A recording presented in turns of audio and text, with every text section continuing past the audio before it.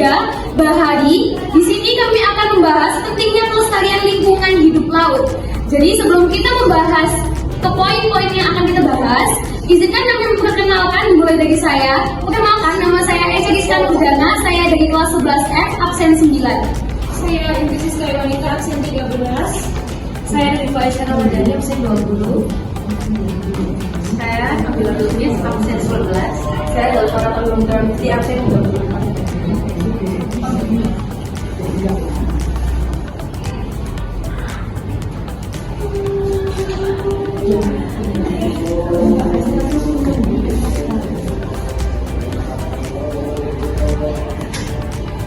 Yang pertama di sini saya akan menjelaskan tentang lingkungan hidup laut. Nah, tanpa kita sadari, masyarakat sendiri lupa terhadap keberadaan lingkungan hidup dan ekosistem laut.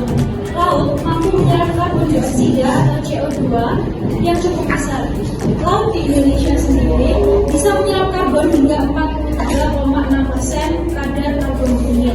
Namun, kenyataannya daya serap laut semakin berkurang dan ekosistem laut yang semakin rusak. Itulah mengapa kita harus menjaga ekosistem laut. Berikut ini beberapa kepentingan melestarikan ekosistem laut. Di antaranya yang pertama, menjamin tetap terjaganya lingkungan alam hayati dan non-hayati laut untuk kehidupan generasi manusia yang lebih baik.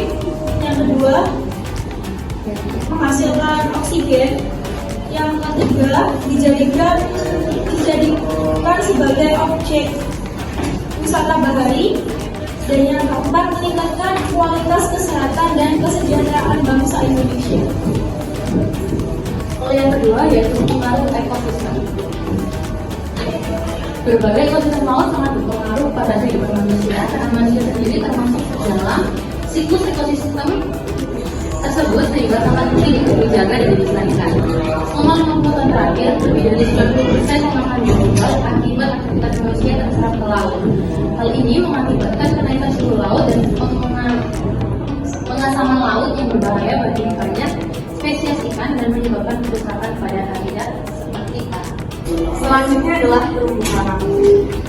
Mengapa kita juga harus melestarikan dan menjaga terumbu karang? Karena mereka hidup berdampingan dan saling menguntungkan, yang mana banyak spesies laut yang hidup di dalam terumbu karang. Jika terumbu karang tidak dijaga dan tidak dilestarikan, otomatis kehidupan laut akan mati. Contohnya adalah banyak spesies laut dan jenis lampa punah dan ekosistem menjadi tidak seimbang. Hal tersebut juga berdampak bagi kehidupan manusia. Selanjutnya ada hutan mangrove. Hutan mangrove sebenarnya termasuk dalam ekosistem pesisir pantai. Namun, hutan mangrove tetap punya kontribusi untuk kehidupan di sekitarnya. Manfaat hutan mangrove adalah sebagai penghalang masuknya air laut ke darat dan penyerap gas karbon dioksida atau CO2 dari udara. Jumlah hutan mangrove semakin berkurang, diantaranya disebabkan oleh pembangunan kawasan perumahan, tambak, pusat rekreasi, dan akibat pencemaran limbah industri.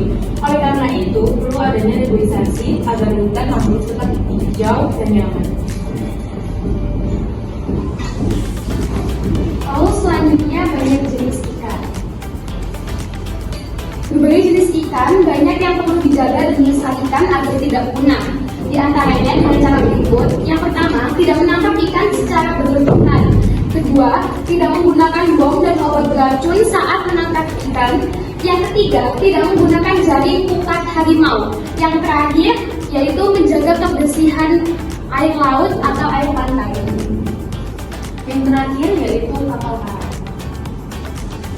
Meskipun kapal karam bukan penghuni alami seperti sebelum-sebelumnya, keberadaan bangkai kapal yang karam sejak puluhan tahun lepas mempunyai manfaat untuk kehidupan laut lepas, yaitu sebagai tempat tinggal hewan-hewan karang yang akhirnya membentuk sebuah ekosistem. Bahkan mereka pun bersimbiosis dengan alga untuk memproduksi makanan bagi para kelinci laut atau solar power industry. Banyak spesies yang mengalami perubahan dalam pola pertumbuhan, dan perubahan ini telah menyebabkan penurunan populasi.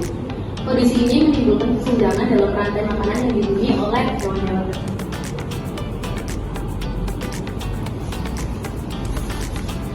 Baik, itulah presentasi kami mengenai bagaimana pelestarian laut. Mohon maaf jika ada salah kata pada saat presentasi kami.